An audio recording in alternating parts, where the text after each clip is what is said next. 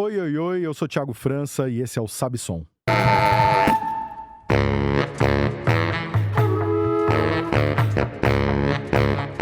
Sabe Som é um podcast, programa de rádio totalmente dedicado a falar de música e outros assuntos que orbitam o tema, sempre às 3 da tarde na Rádio Brasil de Fato no 98.9 FM, no seu aplicativo de streaming preferido, também no canal de YouTube e no site do brasildefato.com.br. E por falar no seu aplicativo de streaming preferido, duas coisas importantíssimas. Na descrição do episódio, cada um tem uma playlist que é gerada com os artistas e as músicas que vão sendo citados no papo. Você encontra o link na descrição do episódio. Você clica lá para poder ouvir um pouquinho das nossas influências, as coisas que foram rolando no papo. E também você pode deixar o seu comentário ali, uma forma de você interagir com a gente, da gente saber o que vocês estão achando, o que vocês estão pensando. E você pode também deixar um comentário pra gente saber as impressões de cada um dos episódios, saber o que vocês estão achando do podcast, interagir com a gente. É só você deixar o seu comentáriozinho lá e a gente olha tudo. Episódio número 114, recebendo o super pianista virtuoso Vitor Araújo, queridíssimo. Menino começou cedo, tá na pista faz muito tempo, trabalha demais, faz muita coisa. Não deu nem tempo da gente falar de tudo que ele faz. Pra vocês terem ideia, a gente mal mencionou que ele toca com Arnaldo Antunes, mas ele veio aqui por um motivo especialíssimo, que é o lançamento do disco Toró, um disco gravado com orquestra sinfônica lá na Holanda, um disco ao vivo lindíssimo, onde o Vitor tá ali ao mesmo tempo mostrando toda a sua habilidade, todo o seu virtuosismo, mas com o piano como um elemento complementar da orquestra, sem ser um grande protagonista. Um trabalho super bonito, tanto do ponto de vista da execução, quanto também dos arranjos, da composição que ele escreveu para a orquestra. E falamos sobre muita coisa. E olha só, alerta de gatilho, tá? Se você fica nervoso com certos assuntos, como eu fiquei aqui. O Vitor teve um pequeno incidente com um dedo no dia de gravar o disco. Então, assim, olha só, se você fica impressionado com esse tipo de coisa, fique sabendo que teremos um pequeno adendo, uma pequena história de terror para ele contar aí. Mas, no final das contas, deu tudo certo, tá tudo bem com o dedo dele, tá tudo funcionando, o menino tá tocando, tá tudo certo, então confere aí. Vitor Araújo, muito boa tarde. Muito boa tarde. E aí, mano, tudo certo? Tudo beleza. Posso começar te fazendo uma pergunta muito indiscreta, coisa que geralmente eu não faço aqui. Vixe Maria. Quantos anos você tem? Eu tenho 36. Eu sei que você é mais novo do que eu, Uhum. mas é que você tem a mesma cara de quando te conhecia, assim, você tem um cara de novinho. Qual é a tua idade? Eu vou fazer 46. Eu já tô velho, já. A Vai fazer 46. barba branca, dor no quadril. Tu é de 80. Eu sou de 80. Eu tenho o quadril da minha avó, Aí hoje em dia. Aí é complicado. Aí complica muito. Tá complicado. Mano, e esse discão aí? Conta aí pra mim. Pô, esse disco... eu tô muito feliz de lançar ele. A gente gravou ele durante uma apresentação muito especial lá no Holland Festival, em Amsterdã. Aham. Inclusive, o Metá Metá tocou nesse... Teve essa banda lá? Teve essa banda lá. Olha só. Teve a banda, a aclamada banda paulistana Metá Metá, estava lá. A gente tava lá fazendo uma doideira, bicho. Foi uma doideira. Foi. Eu não tava mais em Amsterdã quando vocês fizeram, que foi o Limite, né? Tocando com o Limite do A gente foi Mário fazer Peixoto. uma sessão de improvisação livre com os caras do DX. Então imagina, eram 3 guitarras, mas contra eu e a Jussara. Espremidos entre 3 E a guitarras. gente fazendo a sessão de free improv enquanto tava rolando o Limite, né? Que é... Eu amo esse filme, é muito legal. Filme... Cara, que filme psicodélico, louco. É. Se você assistindo ele, você fica meio que num estado... Tem que ascender um estado meio meditativo pra acompanhar aquela onda. Ele tem um... É óbvio, né? O filme tem... Vai fazer 100 anos daqui a pouco. Sim. O filme, né? Mas tem um tempo das coisas, assim, né? É bonito. que é muito louco. Eu confesso que, assim, a primeira vez que eu assisti inteiro o filme, eu fiquei meio incomodado. Ah, Eu entendo, Eu entendo. fiquei incomodado, porque, assim, a tomada ali do mar. Uhum. Fica um tempo, Fica um bicho. tempo. Fica um tempo e você fica ali vendo o negócio. E é isso. Faz muito sentido. Com uma trilha ao vivo, vira uma experiência Sim. mais louca, assim. Mas você só assistir aquilo ali e tal, cara, vai dando uma agonia. Vai dando uma agonia. Vai dando uma agonia. Hoje em É dia, legal, assim. eu gosto. Porque, bicho, esses dias, cara, até faz pouco tempo eu tava com o pessoal do Hut Mode aqui no podcast, e a gente tava falando disso, assim, e o Guilherme Granado falou, e depois eu até fui ver de novo pra poder tirar a prova. Ele tava falando do Star Wars, cara. O Star Wars hoje, os primeiros lá, você assiste, o negócio parece um faroeste do Sérgio Leone, cara. É um outro timing, assim, já, Uhum. né? Negócio super lento, super... Bicho, esse filme é muito louco. Se a gente Esse filme é muito- partir do sarrafo de Star Wars lento, Não. o Mário Peixoto, coitado dele. Não, mas Né? assim, você vê a duração tudo. E assim, pensar que isso foi feito há 100 anos atrás, cara, Uhum. é um cinema muito ousado, Sim. né? Bastante. É muito ousado, né? Porque eu não sei, cara, eu não conheço, eu não sou tão cinéfilo assim, né? Mesmo esses filmes mais antigos, assim, sei lá, coisa do Buster Keaton que eu já assisti, tipo Cidadão Kane. Não é um ritmo tão lento assim, então os filmes não eram tão Sim. longos, né? Mas Sim. O limite, ele vai O limite, ele tem a vai no onda, limite. ele tem vai essa- no limite. ele tem essa onda, ele é testa o seu quase- limite. Apesar de ser de quase 100 anos atrás, ele tem ele parece ser precursor do cinema de Belatar, que vai vir Aham. depois, essa coisa do slow cinema, Tsai-Ming Liang, que são caras, assim, É. contemporâneos e que tem essa onda de filmar. Até a própria Chantal Akerman, eu me lembro quando eu era pirraio, eu assistia a Jane Dillman, que ela fica Aham. filmando aquela dona de casa, fazendo as coisas Você assistiu maçantes esse de dona de filme? casa, e ela filma, tipo... Eu ainda tô assim, tipo, coisas para se fazer na vida. Uma hora eu vou assistir. Eu ainda Bom, não... é foda. Cinemaço. Rodrigo Campos foi assistiu, teve uma exibição no Cine Sesc. Eu boto fé. Cinesesc é muito legal, né? Acho que o ano passado, ou 2024 talvez, mas Sim. agora, assim, recente. Ele falou que é muito louco e tal. Gente, Google, viu? Vocês que não souberam, Ó, vou dá dizer, um Google, assim, porque tudo isso daqui vale a pena. Vida de recifense, assim, que era o seguinte, eu cresci em Recife com o quê? A gente, em certo momento, década de 90 e começo de 2000, que foi quando comecei a me interessar por cinema, começo de 2000, com Uhum. adolescente, assim, a gente tinha só os cinemas de shopping. Tem o grande cinema pernambucano, que inclusive faz parte da história do meu disco, que é o Cinema São Luís, Aham. que é onde foi filmado Agente Secreto, e depois Sim. ficou super hypadíssimo, né, depois do É. filme, da repercussão internacional do filme. E que o Cinema São Luís estava sempre numa reforma, sempre entre reformas, assim. Isso nunca estava Sei. aberto, era sempre um problema. O São Luís, a primeira vez que eu vi filme foi lá, criança, assisti, eu acho que o Rei Leão, lá no Cinema São Luís. Porém, eu Sensacional. cresci adolescente com essa coisa dos cinemas de shopping, só passando os Aham. filmes blockbuster. Sim. E aí o Kleber Mendonça Filho, que na época era crítico do Jornal do Comércio, que era o principal jornal impresso lá de Recife, ele começou a ser o programador, na época eu acho que ele era diretor ainda de alguns filmes de curta-metragem, mas ele começou a ser programador de uma sala de cinema chamada Fundação Joaquim Nabuco. E aí ele começou a colocar filmes fora do circuito. Era R$2 o Sei. ingresso. E aí isso mudou minha vida completamente, assim. É. Porque foi aí que eu comecei a ver alguns filmes fora do circuito. Comecei a ver pela primeira vez um Edward Young, um Wong Kar-wai, que depois você vai descobrir que esses caras são super famosos, mas pra mim eles eram muito fora Sim. do circuito. E aí quando eu me mudei pra São Paulo, eu me lembro que tu falou do Cine Sesc, quando eu me mudei pra São Paulo, eu me lembro que eu fiquei muito num parque de diversões no começo, assim. Eu falei, não é possível, aqui tem vários cinemas fazendo várias retrospectivas de vários diretores e vários... Eu falei, meu Deus do céu, que mundo é esse? Que mundo loucura. Pô, e Tipo, que- vai ter, tipo, toda a filmografia de Antonioni em 35mm a Aham. R$10. Como é que isso é possível? Eu me lembro que eu fiquei muito matuto em São Paulo, assim, no começo. Que grande sala é a sala do Cine Sesc. É uma das bicho? melhores. Uma das melhores. É uma se não delícia, for, se né, não for a cara? melhor. É Pô, incrível. você sabe que é uma das coisas mais deliciosas, assim, que eu já tive o privilégio assistir filme que eu fiz a trilha no Cine Sesc, tipo, sessão privada, assim, ó. Vamos lá, Pra dar uma olhada como tá quarta-feira, a mix, 10 essas horas da coisas assim. manhã. Teste.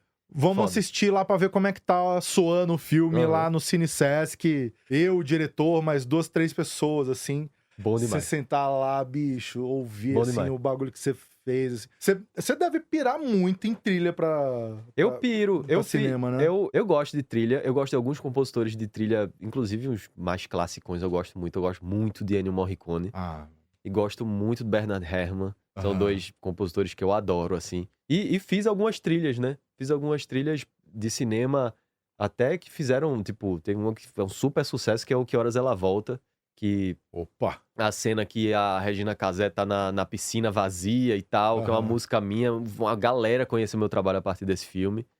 O Helena, da Petra Costa, também, e o Democracia de Vertigem dela também, que acabaram com muita gente acabou conhecendo meu trabalho através desses filmes. E ultimamente tenho trabalhado, fiz muitas composições originais para peças fora do Brasil, de teatro, entre teatro e cinema. Olha só. Principalmente com uma diretora chamada Cristiane Jataí. Que ela que Aham. era. Isso tudo até fecha, porque ela que era a Pronto. artista homenageada desse Holland Festival. Por isso que o Holland Festival Sim. teve uma programação mais focada no Brasil. Sim. Porque era a Cristiane Jataí e eu fiz a música original de uma encenação que ela fez do Hamlet no Teatro L'Odéon de Paris. Fiz a trilha de uma adaptação que ela fez do Dogville, do Lars von Trier. Uhum. Fiz 4 composições, assim, Ah, que e direção demais. musical pra... A gente conheceu ela rapidinho lá Ela é genial. em Amsterdã. Ela é genial. Infelizmente, as peças dela quase nunca vêm pro Brasil, apesar dela ser natural do Rio de Janeiro. A última trabalho dela que veio pra cá foi inacreditável. Foi uma montagem dela da ópera Nabucco, que aconteceu no Teatro Municipal de São Paulo. Bicho! E eu não sou de ópera, não sou das óperas. Na verdade, pra mim é bem difícil ópera. Ópera é um negócio difícil. Eu gosto muito da música, assim, passei minha vida toda estudando música erudita. Então, a ópera faz parte do meu repertório. Mas eu tenho dificuldade com o tipo de canto, não é uma coisa simples pra mim. Sim. Sou acostumado com canção brasileira, tem uma escola de canto que eu tô acostumado, assim. Quando vai pro canto lírico, solo, canto coral eu amo. Canto coral de música erudita eu amo, mas canto lírico solo eu tenho uma certa dificuldade. E essa montagem foi absurda, um deleite. Eu fui umas 3 vezes assistir, incrível. Doideira, bicho. Você é jovem ainda, mas você já tá na estrada aí faz uns dias, né? Porque você tá trabalhando, rapaz. Porque eu também, o meu primeiro trabalho foi lançado pela DEC, eu era menor de idade, velho. Eu tinha uns 17 anos de idade, quando lancei meu primeiro, então realmente, faz tempo, porque porque eu comecei muito cedo, eu ganhei um prêmio nessas coisas eu era estudante de música erudita. Sim. E aí, pianista de música erudita tem que ficar fazendo concurso de piano.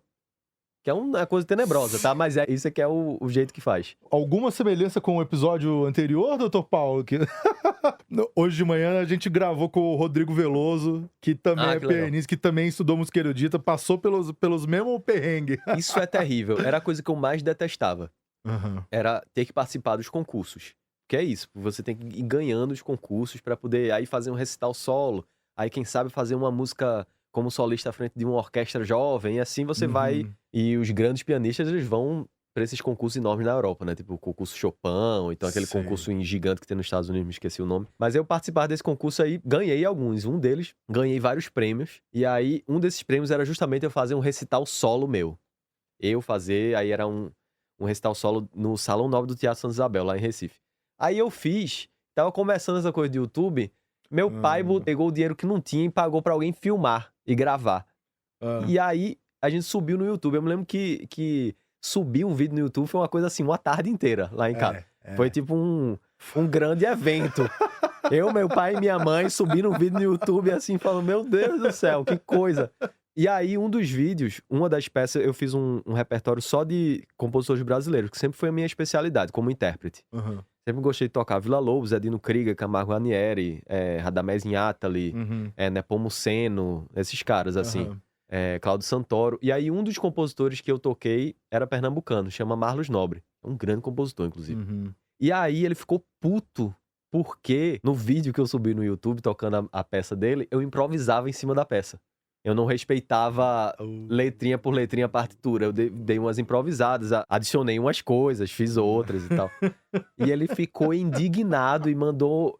Era muito poderoso, ele já é falecido. Mas na época era muito poderoso. Mandou uma carta aberta pro jornal, me esculhambando. E eu com 16 anos de idade. E aí isso gerou Que toda uma doideira, polêmica. cara, que doideira. Gerou toda uma polêmica. Aí começaram a ter respostas no jornal. O que é que pode, o que é que não pode. Dentro da música erudita. Vê se que caretice da porra. O que é que pode? Será que isso pode? Será que isso não pode? Será que isso é... E aí minha carreira começou assim. Porque eu comecei a dar entrevistas sobre isso. Aí o Jô Soares me chamou pra dar uma entrevista. Cara, tipo, peraí, então... Daqui a pouco, aí eu gravei... Ele é responsável, então, pelo primeiro textão da história. É isso? Ele mandou um textão Mandou um textão.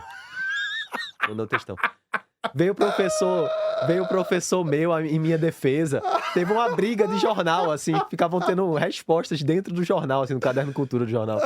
Não acreditava, né? Outros tempos. Caramba, bicho, que doideira, cara. Que doideira. Isso eu era muito pirraia, eu tinha 16 anos. Bicho, e aí... mas é curioso isso, assim. Eu tive uma breve experiência na academia, assim. Fiquei 1 ano lá na UFMG. Inclusive, a única prova que eu fiz direito lá dentro lá foi uma prova de instrumento lá que eu toquei a valsa triste do Radamés, que eu acho das músicas mais bonitas dele. É belíssimo. Mas é isso, né? Eu lembro dessa sensação, não nessa proporção, mas que rolou um papo e, cara, olha que doideira. O meu professor, que era o Gilson Florencio, que é o saxofonista erudito, assim, ele é medalha de ouro do Conservatório de Paris e tal, só que ele é um cara com a cabeça muito boa. Uhum. E ele sabia quem eu era, ele sabia o que eu queria, e ele sabia o que ele podia ou não esperar de mim.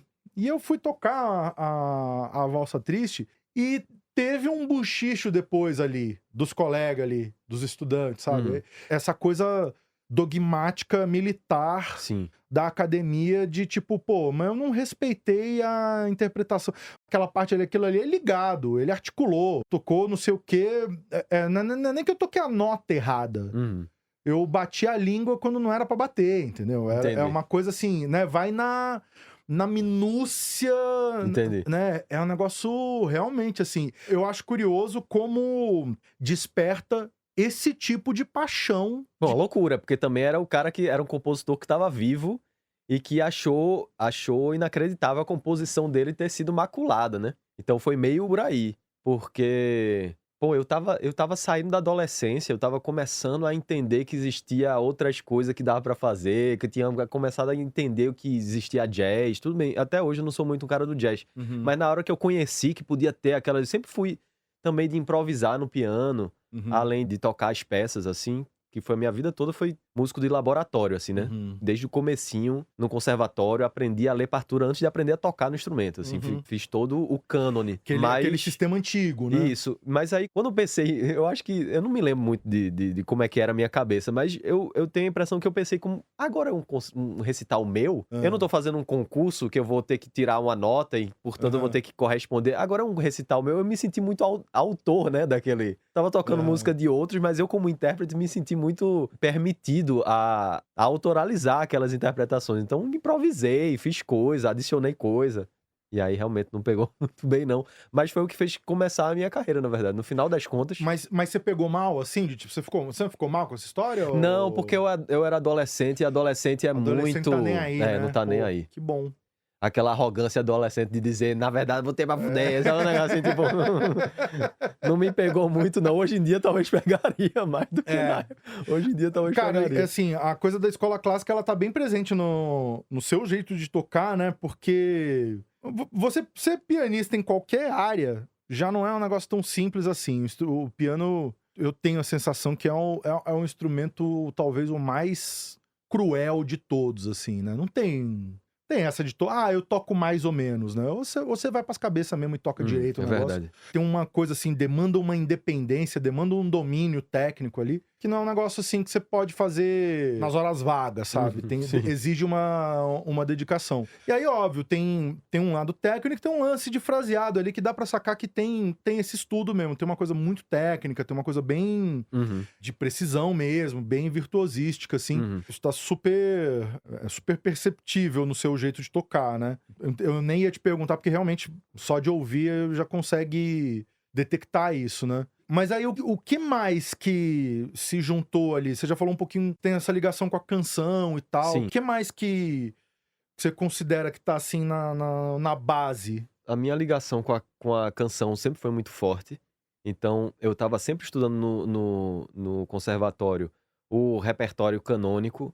Tava sempre estudando exatamente o que é pedido, né? Você vai evoluindo nas peças barrocas, polifônicas, então você vai estudando o bar do mais fácil até o mais difícil. Você começa no livrinho de Ana Madalena Bar, e aí você vai indo para até o cravo bem temperado, até as fugas, etc. Enquanto isso, você vai avançando nas sonatinas e sonatas clássicas. Você começa com os Mozart, vai para os Beethovens e tal. E os estudos também. Você começa com os estudos de Czerny, daqui a pouco o Czerny vai para os estudos de Chopin e de Liszt. São aquelas coisas impossíveis de tocar. Tem uns negócios que só psicopata consegue tocar também, né? Eu não fui tão longe, não. Em paralelo a isso, o que eu via muito era muito canção. E eu ouvia também muita música do meu tempo, velho. Eu, adolescente no colégio, era o auge da MTV Brasil, sei lá. Tava ouvindo, sei lá, Gorillaz. Tava chegando em casa do colégio esperando o clipe do Gorillaz se ia estar ou não no Disque MTV, sabe? Tipo, pra mim, uma mudança muito grande ao sair dessa coisa laboratorial do conservatório foi quando eu comecei a tocar pela primeira vez com outros músicos de Recife. Porque a vida do pianista que tá estudando pra ser um concertista é muito ele, a professora dele, tá ligado? E o piano e as peças. É muito pouco... É solitário, né? É muito solitário, é muito pouco... você roda muito pouco, assim, entre os outros instrumentos. Aí eu via meus amigos do conservatório que tocavam instrumentos orquestrais e todos eles tinham alguma prática em conjunto, sabe? Na orquestra jovem ou nas coisas de câmara. Sempre tinha, assim, a galera que tocava sopro, então tinha a Big Band do conservatório, tinha não sei o quê. Mesmo adolescente, você já tocava com outros músicos. O pianista não, o pianista é só ele ali. Eu não queria falar isso, mas a minha experiência é justamente essa, né? Um tempinho que eu fiquei ali na UFMG, vai tocar na banda, vai tocar na Big Band, monta quarteto de saxofone e tal, todo mundo fazendo coisa com todo mundo, os pianistas, Isso é terrível, velho. Sozinho. Isso é terrível. Teve isso na minha vida, pô, aí lancei o primeiro disco, não sei o que, aí comecei a ter um... Porque eu juro, eu fiz o meu primeiro disco, foi lançado pela DEC, que foi um DVD, assim, eu não tinha nem experiência de nada, assim, eu, tipo, tinha feito 3 concertos na minha vida e, assim, não tinha tocado com ninguém. Era um negócio, assim, muito caindo do nada, assim, pra mim, como uma bigorna, assim. Eu não sabia, não tinha experiência de palco, não tinha... Era um menino verdíssimo, simplesmente colocado pra gravar o disco e vai-se embora. E aí, quando isso aconteceu, eu comecei a ser chamado a tocar com fulano, cicrano, pessoas principalmente de Recife, comecei a conhecer pessoas que eram minhas referências, assim. Tipo, comecei a conhecer as galera da banda que eu gostava. Tipo, conhecer os meninos do Mombojó. Tipo, eu quando tinha 13 anos, meus heróis eram Mombojó, sei lá. Caralho, conheci os caras do Mombojó. E conheci os caras do Nação Zumbi. Aí, quando eu conheci os caras do Nação Zumbi, pra mim eu tinha zerado a vida, né? Eu falei, caralho, acabou. Não tem mais nada que possa ir além de conhecer os caras do Nação Zumbi. Muito disso acabou moldando muito o meu jeito de tocar. Quando eu saí da coisa de só estar ali estudando repertório de música erudita, por mais que eu já tivesse dentro de mim uma flexibilidade de tocar outras coisas, de improvisar muito no piano, de compor, mas quando eu comecei a tocar com outros músicos, e aí, de certa forma, esse disco que eu tô lançando agora, um Toró, ele faz uma ode a isso, porque as músicas que eu compus pra esse trabalho são músicas que eu compus pra tocar com meus amigos percussionistas. Quando eu comecei a conhecer meus amigos percussionistas, a maioria deles vindo do Morro da Conceição, que é um lugar que tem uma grande força da percussividade de Recife, assim. Então, quando eu comecei a tocar com os caras, alguns deles que tocavam numa banda que era o Cordel do Fogo Cantado, aí o Lucas dos Prazeres, que era um dos pupilos do Naná Vasconcelos, aí o Amendoim, que toca comigo, que já era pupilo do Lucas, que não sei o que, eles já tinham grupos de percussão enormes, assim, do Morro da Conceição. Tinha hora que eu queria estar tocando com esses caras, sabe? Queria tocar com eles, e aí tinha um jeito, um lugar pra onde eles levavam, assim, as coisas que eu fazia no piano, que aí foi moldando um outro jeito pra mim de tocar piano. E de certa forma, essas músicas que estão no Toró, essas músicas eu compus pra tocar com esses caras. Tem esse papo, né, de que o piano é um instrumento de percussão. Com os pianistas que eu já toquei, a maioria, assim, eu não acho que eles pensam ou encaram o instrumento de uma forma muito percussiva. Eu encaro bastante, há muito tempo. Desde que rolou essa mudança de chave há muito tempo. Sim, aí imagino que pra você a introdução assim, né? dos pianos preparados, quando eu comecei isso já muito novo, assim. Comecei a entender, eu sempre estudei muito em piano de armário. Sempre piano de armário. Quando eu comecei a ter mais acesso, porque tava começando a tocar, a fazer concerto, mais acesso a piano de cauda, que eu vi o mundo que podia tirar ali de sonoridade, de percussividade, de coisa que dá pra fazer dentro da máquina, o que é que pode explorar dentro da máquina do piano. Pô, isso aí também foi um universo que se abriu. Abriu um portal, né? Isso. Só uma coisa, só de curiosidade, essa lombra de, tipo, o disco chama Toró, não tem nenhuma música que chama Toró. Não tem. Da onde veio essa ideia do nome, porque o disco, as composições têm uma coisa organizada, ele tá entre cantos e toques, né? Isso. E aí o Toró veio da onde? Eu tenho uma dificuldade tremenda em dar nome pras coisas. Hum. Porque não tem a letra pra ajudar, pegar um trechinho da letra ali e jogar em cima. Eu tenho uma dificuldade terrível. Então, pensando bem agora que você falou, dos meus discos, que só sou eu, porque o meu disco com o Arnaldo Antunes, a gente tem uma faixa título. O nome do título o nome do disco é de Lágrimas no Mar, e tem uma faixa chamada Lágrimas no Mar. Mas meus outros discos, nenhum título tá como nome de faixa. O Levaguinha Terê não tá como nome de faixa, o AB não tá como nome de faixa, o Toró também não. Eu fiquei muito tempo matutando como é que eu ia chamar. Ficou provisoriamente como Vitor Araújo e Metropole Orquestra Live em Amsterdã, mas aí eu não gostava muito desse nome, eu ficava tipo, pô, muito genérico, só dizer que é ao vivo em Amsterdã. E aí eu fiquei buscando um nome, fiquei querendo que fosse um nome muito pernambucano, porque o disco, de certa forma, ele homenageia várias manifestações rítmicas, melódicas, harmônicas de Pernambuco. Queria que fosse um nome muito pernambucano e fiquei com a impressão que eu queria achar um nome que não fosse português. Eu fiquei, pô, será que eu consigo sair do português, um nome bem pernambucano e não ser em português? E que tem a ver, né? Ou seja, um trabalho terrível, ainda tem que ter a ver. E aí, não basta achar a palavra, tem que achar a palavra e ter a ver de algum jeito com o que você estava fazendo. Então tentei buscar isso, algo que é um disco com muitos músicos no palco. As músicas, em geral, elas tendem a ter uma retórica que caminha para uma espécie de clímax e tal. Então são músicas que têm essa característica de desenvolver um crescendo que vai dar num grande clímax, numa grande explosão. Tem os meninos tocando percussão, é um negócio muito forte. Sim. A orquestra, a Metropole Orquestra tocando ali, as cordas deles são de uma potência gigante também.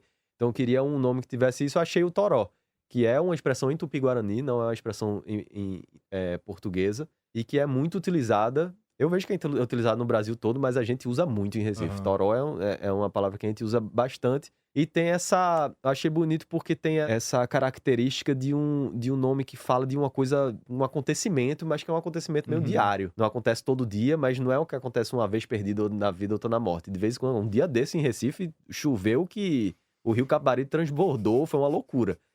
E em Recife tem meio isso. Quando chove, todo mundo tá meio liberado de não ir pro trabalho, de não ir pra escola. Eu me lembro que às vezes eu acordava pra ir pra escola, via que tava chovendo, falei, então, eu nem preciso ir pra escola. O Recife é meio de açúcar nesse sentido, porque realmente, uma cidade de mangue, e abaixo do nível do mar, quando chove é um escarcéu em Recife. Quando tem um torozão, eu acabei chegando nesse nome e gostei. Mas uma dificuldade enorme em dar nome pras coisas. Por isso que eu gosto muito de numerar. Então são toques e cantos, já resolvi vários, porque aí eu só numero 1, 2, 3. E aí no Toró eu gostei de embaralhar um pouco uma homenagem ao Moacir Santos, que também tem isso, né?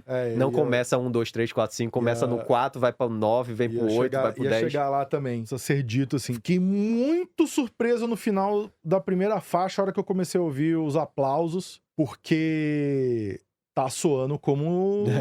É legal pra caramba. Isso é legal pra caramba. O disco tá soando muito bem, cara. Isso é muito legal. É óbvio que, assim, gravar um ao vivo desse não é gravar um ao vivo de forrozão na festa do peão, que tá todo mundo gritando, não sei o quê. A plateia tá comportada. Mas ainda assim, a gente sabe a dificuldade técnica de fazer soar bem uma coisa ao vivo. Com certeza. Tem quantas pessoas tocando? Eu acho que tem mais de 20. Eu não me lembro exatamente o número. Tem mais de 20. Eu ia chutar bem mais, assim, porque eu vi as fotos da orquestra. Não sei se eles têm formações... Tem vários tipos de formação. Né? Essa formação que a gente fez foi só com cordas, né? Sim. A gente não usou metais e madeiras. A gente só usou as cordas. Então... Tinha uma questão do tamanho do espaço que a gente gravou também. A gente gravou no Beam House, que é capaz de tu já ter tocado lá alguma vez. Nossa, cara. Que vontade de chorar quando eu ouço esse nome, cara. Por quê? Mas vou chorar ruim ou bom? De felicidade, cara. Sim, sei lá. Às vezes rolou um trauma. É uma sala... É incrível. Cara, eu não lembro de ter tocado em outro lugar com aquela acústica, com aquela... Não, é incrível. O Beam House é incrível mesmo. É incrível. E aquele visual, né? É um visual incrível. A galera, o teatrinho aqui, aquele formato meio de anfiteatro, assim, a gente tocando de costas pro rio. É lindo demais. E aí todo mundo vendo o show, vendo o rio no fundo, assim, à noite, quando tá iluminado. É lindo. É um negócio, assim, meio de conto de fada, assim, né, cara? Exatamente. Exatamente. E a gente, como a gente gravou no Beam House, a gente tinha uma limitação do espaço do Beam House, né? E assim, só abrindo mais um parênteses, assim, porque eu tenho uma chatice, assim, que eu vou carregar ela pra vida inteira. Que é...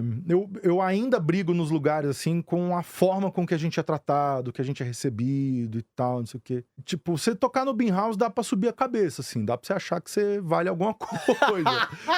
Porque, pô, você chegar... E assim, não é questão de ser paparicado, né? Ah, não, claro que não. Assim, pô, todo mundo te trata legal, te recebe legal, todo mundo trabalhando bem. Aí, assim, aquela coisa, né? Seguridade social, Sim. país que investe no próprio povo, na cultura, não sei o quê. Tá todo mundo trabalhando feliz, tá todo mundo. Cara, tá tudo assim, é o dia de princesa do músico, tocar E assim, no Beam House. Posso estar tirando isso do Data Foda-se, mas eu acho que não tem ninguém lá reclamando que tem incentivo público pra nada disso, não. Não tem. Eu não acho que tem ninguém reclamando disso, não. Não tem. Inclusive, o Beam House tem uma carta tudo, as de orquestras cervejas ali também. As orquestras, os teatros, as coisas tal. todas que acontecem, assim, toda hora na cidade. Eu tô ferrado, eu parei de beber por causa da diabetes, mas eu me lembro bem que quando eu toquei lá, tinha essa carta de cervejas lá no bar, lá, não sei o que, tudo fabricação local. É uma loucura, cara. Não, que loucura, que sonho se fosse assim, cara. A gentileza do pessoal lá acabou esbarrando numa coisa que foi engraçada nesse dia. Que foi o seguinte, por um motivo que eu não sei explicar qual foi, talvez o destino querendo fazer graça com a minha cara, no dia anterior ao concerto, este meu dedo aqui, famoso dedo 4 da mão direita, ou o dedo anelar, começou a doer pra cacete, depois do ensaio que eu fiz com a Orquestra Sinfônica. Começou a doer. E eu falei, beleza, tá doendo, meu dedo, acontece. Eu sou um dos grandes roedores de unha do Brasil. Eita. Minha técnica é invejável, a quantidade de coisa que eu consigo arrancar daqui é incrível. E eu tô acostumado, de vez em quando, a arrancar uma coisa a mais e ficar doendo, ardendo, porque arranquei uma coisa que não era pra ter arrancado. Isso é normal. Sendo que aí, à noite, começou a doer muito, começou a inchar meu dedo. Inchar. E aí eu não consegui dormir. Eu tentei dormir e aí eu acordava e meu dedo tava maior. Quando chegou 2 da manhã, eu comecei a chorar. Porque o concerto era no dia, eram 2 da manhã, eu não tinha dormido ainda. E meus dedos estavam aparecendo saído de um filme do Cronenberg. A minha companheira Yara, ela acordou porque eu tava chorando. Isso era de manhã. Ela acordou comigo chorando. E aí a gente foi pro hospital, muito seguro, que isso aconteceu, e não de inchar o dedo, mas já aconteceu emergências médicas em dia de show e tal. E aqui no Brasil tem um negócio, você vai no pronto-socorro, a galera lhe dá alguma coisa milagrosa na veia, você se sente tão bem quanto Pelé no auge, você faz o que você tem que fazer e no outro dia você se lasca. Mas já aconteceu algumas vezes comigo, a galera me dá uma injeção de alguma coisa que eu saí do hospital, tava morrendo, saí novinho. Aí eu falei, eles vão me dar alguma coisa, eu vou chegar lá no hospital. Porra, Europa, a galera deve ter uns negócios mais avançados ainda que no Brasil, vão me dar uma injeção de uma parada, meu dedo vai voltar ao normal, eu vou tocar e amanhã meu dedo cai, mas beleza, hoje eu faço o concerto. Pois eles não me deram nada, quiseram cancelar o concerto, aí me deram uns remédios que não tinha nada a ver. Resultado, eu disse que não ia cancelar o concerto, meu dedo foi piorando com o dia. Piorando, ficou enorme, e não dobrava mais, ele já não dobrava, ele parecia o boneco da Michelin, ele já não tinha como dobrar. E a dor era lancinante. Tipo aquelas dor de dente que você não consegue pensar mais em nada, porque só aquilo existe latejando assim. Nossa. Resultado, quando chegou na hora da passagem de som, a gentileza do pessoal, não só do Beam House, mas também do Holland Festival, numa tranquilidade tremenda, chegava pra mim e falava, Vitor, pra mim e pra meu empresário, Bruno, o mais importante é a sua saúde. A gente cancela o concerto, não tem problema nenhum.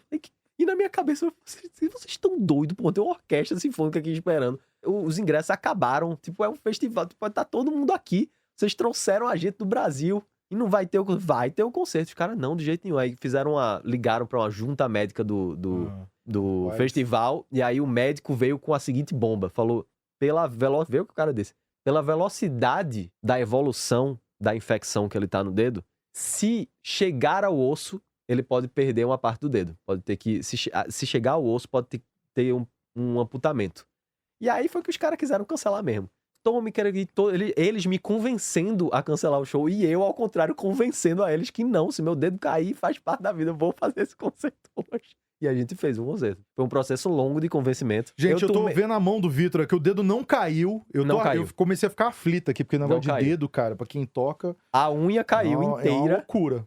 A unha, durante o concerto, ela já tava meio que descolando pro lado assim. Eu fiz o concerto cheio de analgésico, muitos analgésicos. Cada um que aparecia no camarim me dava um diferente. Aí foi ótimo, que eu tomei uns 5, 6 tipos de analgésico diferentes. Subi no palco dessa forma. Durante a passagem de som, eu redigitei as músicas pra tocar com 9 dedos. Teve essa ainda. Durante a passagem de som, eu tava estudando. Rapaz, que saga! Reestudando as músicas pra poder conseguir tocar elas com 9 dedos. 90% do concerto eu realmente toquei com 9 dedos. E algumas vezes no afã de estar tocando no palco, você esquece de tudo. Eu tocava de vez em quando com o cérebro, né? Vai direto pro dedo que você já tá acostumado. Aí tocava, vinha uma dor na alma. Cara, é muito sobre memória muscular, né? Isso. A mão isso. mexe sem você... Isso. Né? Eu passei o concerto todo realmente concentrado em não tocar com... E assim, não dava mesmo. O dedo não dobrava. Essa falange aqui não dobrava. Só dobrava essa grandona, assim, muito pouco. De vez em quando eu dei umas tocadas com ela, assim, tipo... Quando saga, acabou o concerto, velho, meu dedo tava quase preto. Tanto é que a gente lançou junto com o disco, a gente lançou a filmagem, a gente fez uma filmagem super cinematográfica. Por isso que o São Luís, voltando lá, faz parte desse projeto, porque a gente fez, antes de sair o disco, a gente fez 2 pré-lançamentos do disco no cinema. Então a gente fez aqui na Sala São Paulo, da Estação Motiva. Espetáculo, hein? Fez no Cinema São Luís. E aí, o nosso filme é todo preto e branco por causa do dedo. Colorido não dá pra prestar atenção em outra coisa. Mas rolou isso mesmo? De tipo, falando, vai ter que ser preto e branco por causa... Sim. Não, eu que pedi. Ah, tá. Eu que pedi pra ser preto e branco. Viagem, cara. Porque colorido, você não consegue olhar pra outra coisa. Porque além de inchado que nem uma bola, tava roxo, pô. Que doideira, bicho. A unha tava preta, quase caindo. Foi assim, uma loucura.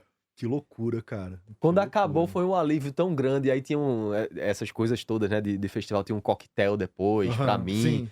Aí Não, lá sempre qualquer pessoas coisa, os caras cantando fazem parabéns pra você, era meu aniversário. Isso tudo tava acontecendo, era meu aniversário. No outro dia, porque eu tomei uma grande, então eu fiquei meio abestalhado, não quis ir pro hospital no mesmo dia. No outro dia de manhã, eu fui pro hospital, o mesmo que me atendeu, e a médica fez a cirurgia que precisava fazer, que era o corte e a drenagem. Ela fez tudo sem anestesia, acredita? E eu não sabia que tinha a opção anestesia. Ela só me disse, bota sua mão aqui. Aí eu botei minha mão. Aí ela tirou da gaveta assim um bisturi, olhou pra minha mão e fez rau! Tarantino, rau! Sangue pra todo lado. Pedaço de coisa que até o diabo tava lá dentro do meu dedo. Que dor desgraçada, Cara, velho. eu tô ficando nervoso aqui só de ouvir, cara, porque eu tenho o maior cuidado com a mão, eu tenho... Ela precisou fazer 3 Nossa cortes. Senhora. O segundo foi o pior. O segundo Mas foi... assim, o spoiler pra quem deve estar nervoso aí também. Agora tá tudo bem, tá tudo certinho. Tudo bem. Tá dobrando Tudo bonitinho bem. aí agora, Fiquei né? um pouco impressionado, né? Como a gente é meio lagarto, assim, um pouco, né? é. As coisas meio voltam, né? Uma hora. Eu tenho uma hora que eu falei, isso não vai voltar ao normal nunca, é impossível. E voltou ao normal, sei como. Voltei a roer a unha, tá tudo certo. Agora que ela cresceu de volta, eu roo ela com muito prazer. O disco me conta um pouquinho mais do disco. Porque assim, ouvindo, tá bem claro ali, né? A coisa dos toques e dos cantos. As músicas que a voz tá conduzindo ali, né? Tá como fio condutor ali. Sim. Os toques, os ostinatos ali, né? As coisas que vão se repetindo ciclicamente, ritmicamente, né? Conduzindo a música e tal. Como que foi o processo? Como que você compôs uma coisa e outra? Como que aconteceu isso aí? Eu espero... eu acho que a galera... E só acrescentar mais uma outra coisa também. Como você vai compondo e vai numerando, são coisas que foram compostas soltas ou esse repertório inteiro foi composto pra ser esse disco? Ou... Várias coisas interessantes. Eu acho que o público que ouve a gente aqui gosta de pormenores da música, né? Opa! Originalmente, eu compus 12 peças. Elas não estão as 12, as 12 não estão no Toró. Então são 12, são 6 toques e 6 cantos. Então são 2 suítes, né? Uma com 6 toques, outra com 6 cantos. Essas músicas estão sim todas imbricadas do ponto de vista estrutural. De algumas maneiras. A principal delas, que foi o mais divertido de fazer, foi que eu decidi... Eu sou muito cinéfilo. Eu sou muito fã do David Lynch. E aí eu sou fã muito especificamente de um filme dele chamado Lost Highway. Estrada Perdida. Onde ele tá brigando com o tempo cronológico, que é impossível fugir no caso de um filme, que é uma arte temporal, né? O que você tá assistindo na primeira e na segunda metade do filme estão acontecendo ao mesmo tempo. E ele dá um jeito de fazer essa torção do tempo como se fosse na película, assim. Então, é essa briga entre um tempo que tá acontecendo verticalmente, sendo que você só tem o plano horizontal para utilizar ele, no caso do cinema. No caso da música, a mesma coisa. A gente também tá tratando com a arte temporal. Eu queria causar o mesmo efeito. Então eu compus essa suíte da seguinte forma. Os 6 toques, eles são os 6 cantos espelhados em pelo menos uma das principais formações da música. Ou seja, ou a harmonia é de trás pra frente, ou a melodia é de trás pra frente. Tipo Ou o palíndromo plano... mesmo. É, palíndromo. Que doideira, cara. Ou a principal célula rítmica tá de trás pra frente. Então, o toque 1 espelha o canto 6, o toque 2 espelha o canto 5, todas essas que dão soma 7, né? 6 e 1, 5 e 2, Aham. 3 e 4, 4 e 3, até o final. E foi assim que eu construí essas músicas. E sobre, especificamente, as que ficaram no Toró, uma coisa que as liga as duas suítes, é realmente isso que você falou, o trabalho dos Ostinatos. É um Aham. disco... São músicas que eu construí através dos ostinatos, em alguns parâmetros. Tem alguns ostinatos que eles são fixos, eles se repetem ali, as coisas se constroem ao redor deles. Tem outro ostinato que o motivo dele é fixo, mas ele caminha junto com a harmonia. Sim. Então, essas duas formas de abordar o ostinato é o que vai passeando pelas músicas.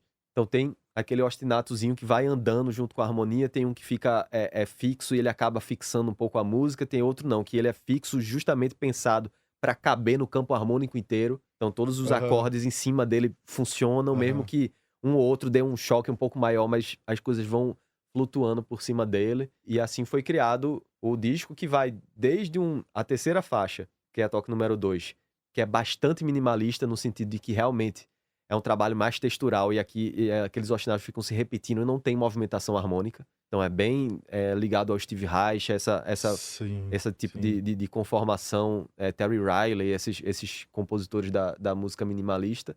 E até compositoras novas que eu gosto muito, como a Nala Cinefro, a Kali Malone. Kali Malone é uma puta organista, norte-americana, eu acho. A Nala Cinefro é uma arpista incrível também. Bom, o pessoal que acompanha aqui sabe, cada episódio gera uma playlist com os artistas, as músicas que a gente vai falando aí. Aí vai estar tudo lá pro pessoal pesquisar depois, conhecer, lavar uma louça bonita. Uma bela de uma louça. Ouvindo todo esse repertório aí. Pô, mas que trabalho minucioso, né? Esse é bastante. Não sei quando eu pretendo fazer outro desse tipo, não. Acho que vai demorar um pouquinho, porque dá muito trabalho. Quanto tempo você levou pra poder fazer isso? Eu levei um tempo. Eu não sei nem precisar quanto tempo, mas eu levei muito tempo. Até porque a escrita pra orquestra é um negócio que, pra mim... Você que escreveu? Eu que escrevi. Elas foram compostas pra orquestra? Elas foram compostas pra orquestra sinfônica inteira. Essa adaptação só para o grupo das cordas, quem fez junto comigo foi o Matheus Alves. Não sei se tu conhece o Matheus Alves, é um compositor de Recife. Incrível compositor de Recife. Inclusive compositor premiadíssimo agora. Tá bombando, porque compositor da música do Agente Secreto, também do Bacurau. Também junto com o Abu Janra do último filme da Ana Mui Laerte. É um cara que tem a especialidade de compor para cinema.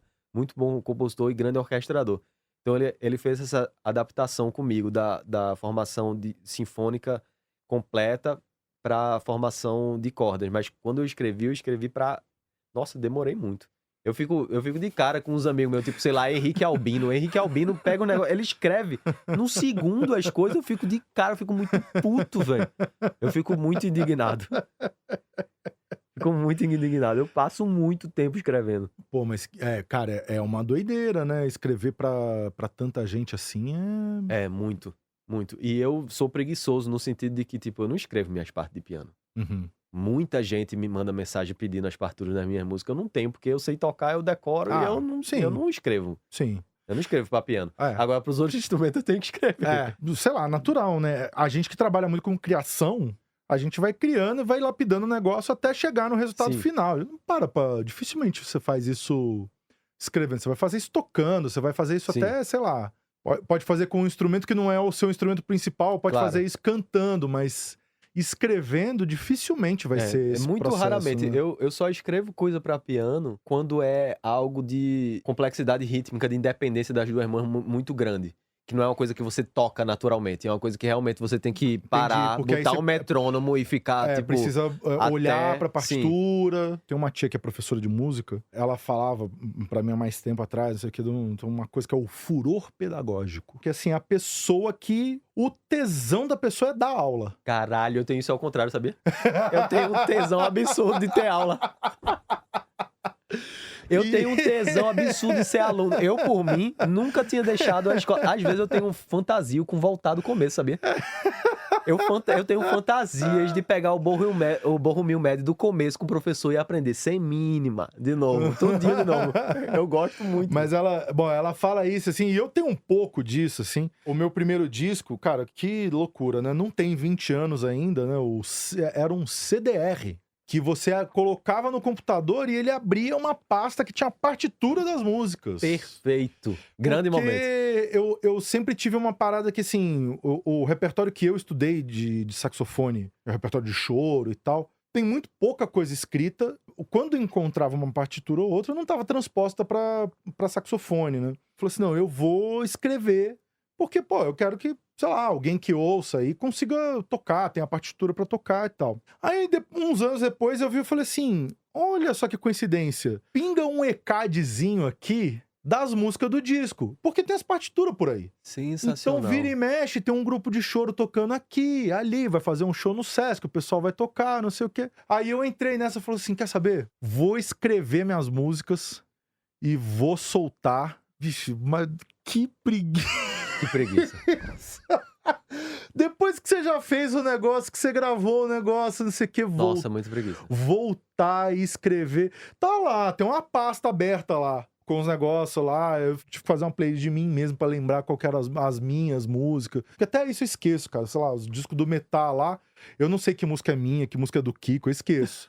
Outro dia mesmo eu confundi lá, eu falei que uma música era minha lá, não era a música dele com o Rodrigo Campos. Lá. Até isso é legal, né, cara, da gente poder espalhar um pouquinho, assim, se você fizesse isso, seria um grande lance, porque, cara, é um negócio muito único, assim, como objeto de estudo mesmo, pra quem... Sim, pensei, pô, né, quando tá... eu lançar o Toró, e se eu lançar também a edição bonitona das partituras, assim, Não, pô, ia ser... Nossa, e fazer isso? Não, eu gostaria muito de fazer, mas eu queria que alguém fizesse por mim.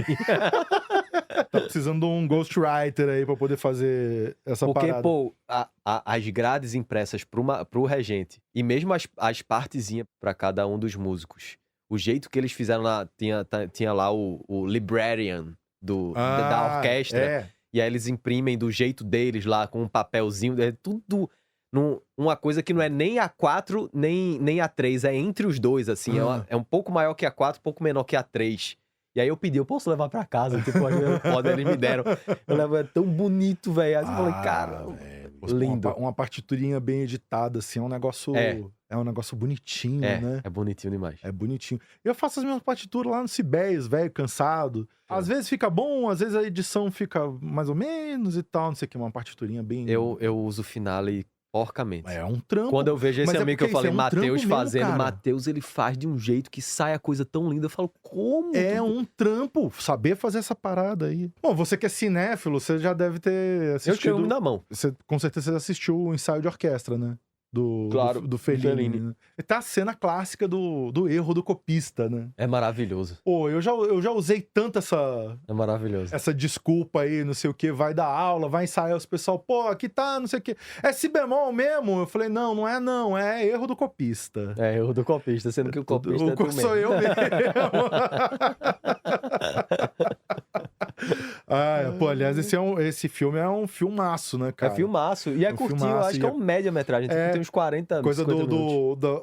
do paralelo das classes sociais com os naipes da orquestra. Pô, é um barato, cara. Uma última curiosidade ali do disco. Ficou alguma coisa de fora ou é aquilo ali, é o concerto mesmo? É o concerto inteiro. É o concerto inteiro, Ficou ali é o aquilo concerto ali. tudo. Foi. O que eu tava até falando na outra resposta é que tem músicas, algumas... Eu diria que o espectro vai dessa música que eu falei, que é uma música bem minimalista, até realmente essas coisas que são de certa forma, mais vila-lobianas, ou seja, que passeiam muito pelo campo harmônico, que tem arcos retóricos melódicos grandes, de um tema que vai retornar depois modificado lá na frente.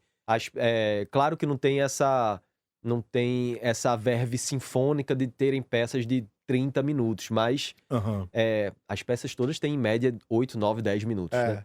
Então, de certa forma, eu fico até feliz com o tanto que eu tô vendo de repercussão do disco desde que eu lancei, porque sempre que eu lanço um trabalho assim, eu fico tipo, caralho, será, velho? As pessoas têm Mas 10 será o quê? minutos pra dar numa música, pra parar pra ouvir uma música, cara. música por 10 minutos, que já é instrumental, que já é de uma pesquisa, e eu tô adorando que sim. Cara, sempre tem duas coisas, eu acho. As músicas menos instagramáveis, que eu tento tirar um trecho pra mudar. O esquece. trecho nunca significa nada.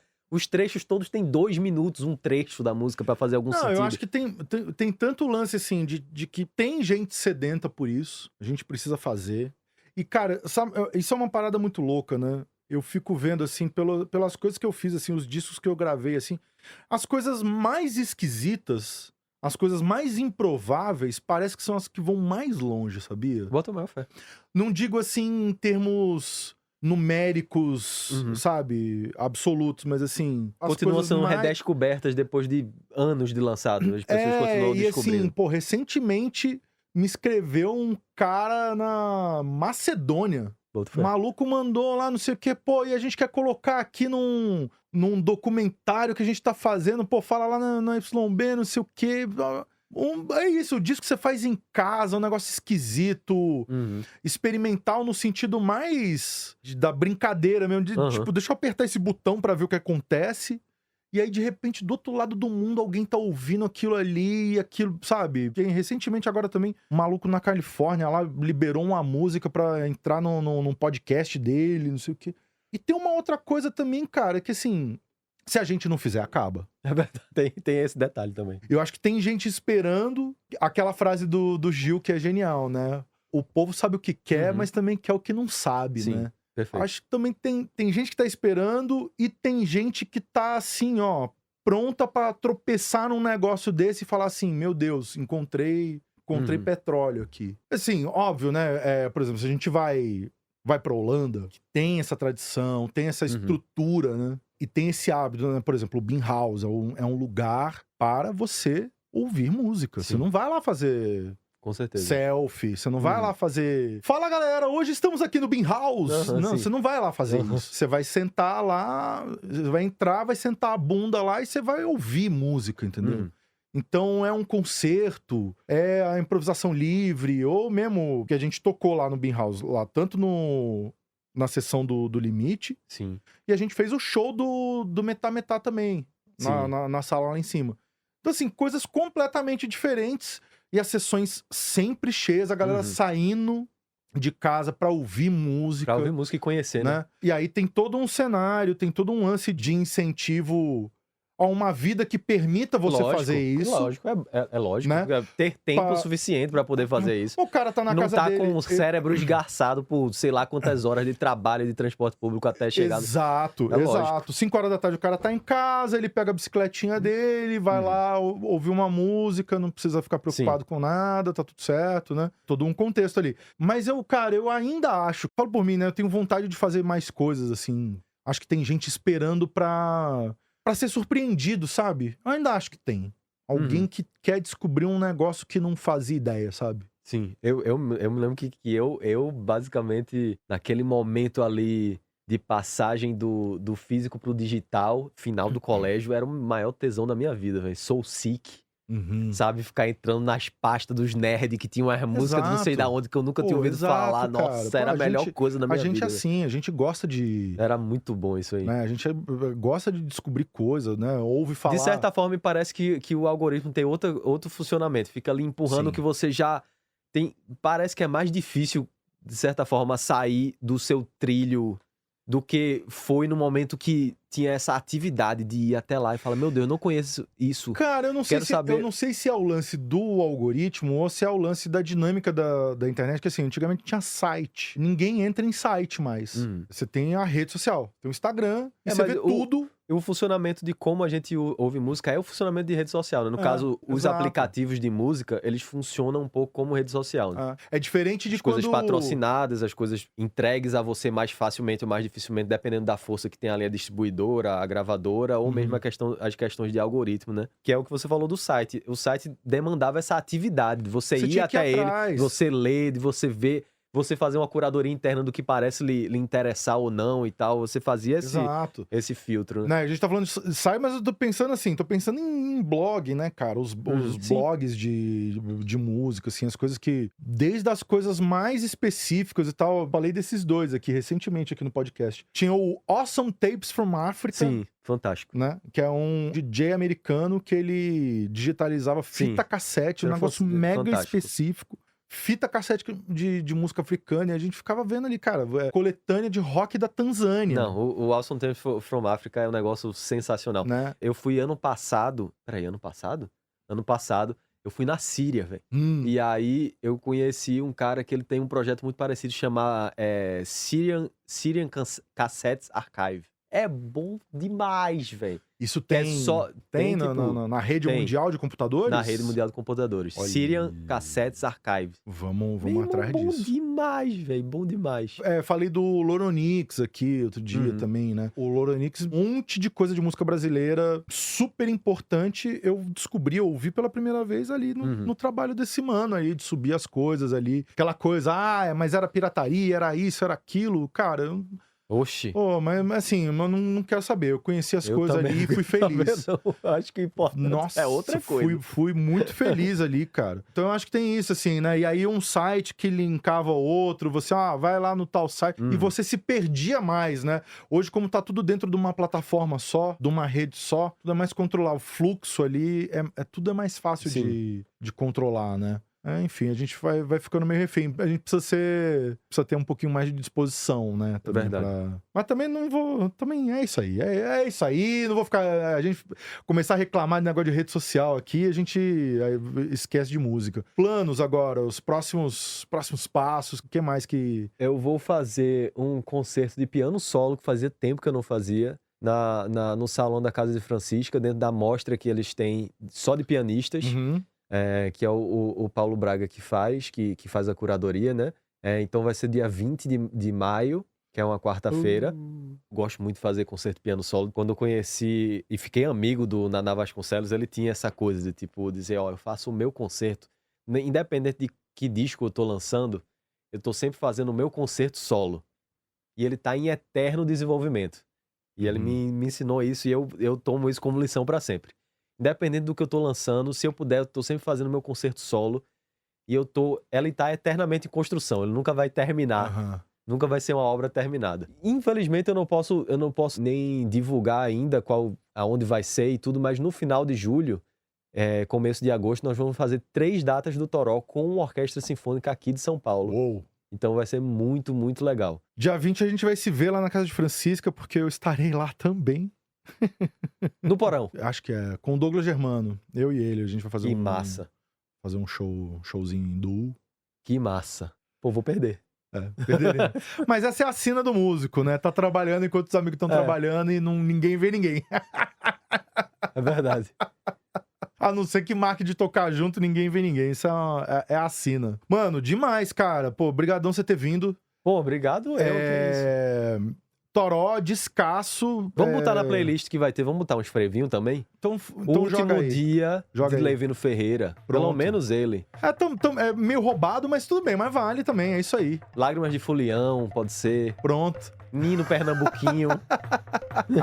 Vamos botar alguns frevos, porque é assim, pô, frevo. Só porque é frevo. O pessoal não se aguenta. Eu adoro, bicho, eu adoro. É isso aí. Mano, valeu demais, brigadíssimo. Obrigado. Sucesso. Obrigado, que é isso. Valeu. É isso aí, encerrando o episódio número 114, que contou com a participação do pianista virtuoso Vitor Araújo, ele que lançou o disco Toró, um discaço belíssimo. Você que gosta de música instrumental, pode correr lá. Você que nunca ouviu, vai ouvir também, que você vai se surpreender bastante. Sabe Som, que tem roteiro, trilha sonora e apresentação minha, Thiago França, a direção é da Camila Salmásio, a captação de imagem da Marina Ortega, técnica de áudio e sonorização do Nelson Calura, Adilson Oliveira e da Lua Gattinone, a identidade visual é do Rafael Canoba, e aqui no Brasil de Fato, a coordenação de jornalismo é da Muniz Ravena e do Lucas Stanislau, e a direção executiva é da Nina Fidelis. É isso aí, valeu e bons sons!